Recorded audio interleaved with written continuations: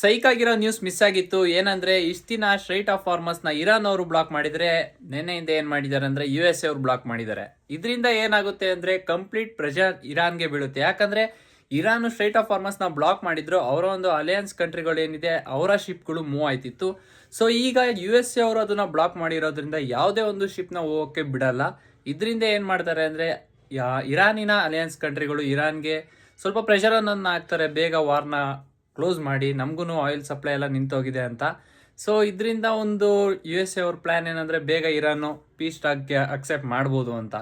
So ಇದನ್ನೆಲ್ಲ ನೋಡ್ತಿದ್ರೆ ಇವತ್ತಿನ ಮಾರ್ಕೆಟ್ ನೋಡ್ಬೋದು ಗ್ಯಾಪ್ ಡೌನ್ ಓಪನ್ ಆದ್ರೂ ಸಹ ಮಾರ್ಕೆಟ್ ಪಾಸಿಟಿವ್ ಆಗಿ ಕ್ಲೋಸ್ ಆಗಿದೆ. ಸೊ ನಾಳೆ ಏನಾಗ್ಬೋದು ಅಂದ್ರೆ ಇವತ್ತು ಕ್ರೂಡ್ ಆಯಿಲ್ ಪ್ರೈಸ್ ಮತ್ತೆ 100 ಅಲ್ಲಿ ಟ್ರೇಡ್ ಆಯ್ತಿದೆ ಆ್ಯಂಡ್ ಗ್ಲೋಬಲ್ ಮಾರ್ಕೆಟ್ ಎಲ್ಲ ವೀಕ್ ಇದೆ. ಬಟ್ FII ಅಂದರೆ ಸ್ವಲ್ಪ ಆದರೂ ಸೆಲ್ಲಿಂಗ್ ಮಾಡಿದ್ದಾರೆ. ಸೊ ಇದೆಲ್ಲ ನೋಡ್ತೀರಾ, ನಾಳೆನೂ ಗ್ಯಾಪ್ ಡೌನ್ ಓಪನ್ ಆದರೂ ಗ್ಲೋಬಲ್ ಮಾರ್ಕೆಟ್ ಏನಾರ ಪಾಸಿಟಿವ್ ಇತ್ತು ಅಂದರೆ ಮತ್ತೆ ಮಾರ್ಕೆಟ್ ಮೇಲೆ ಹೋಗೋ ಚಾನ್ಸಸ್ ಇರುತ್ತೆ. ಸೊ ಇದೇ ರೀತಿ ಹೆಚ್ಚಿನ ಅಪ್ಡೇಟ್ಗೆ ಈ ಒಂದು ಪೇಜ್ನ ಫಾಲೋ ಮಾಡ್ಕೊಳ್ಳೋದನ್ನ ಮರಿಬೇಡಿ.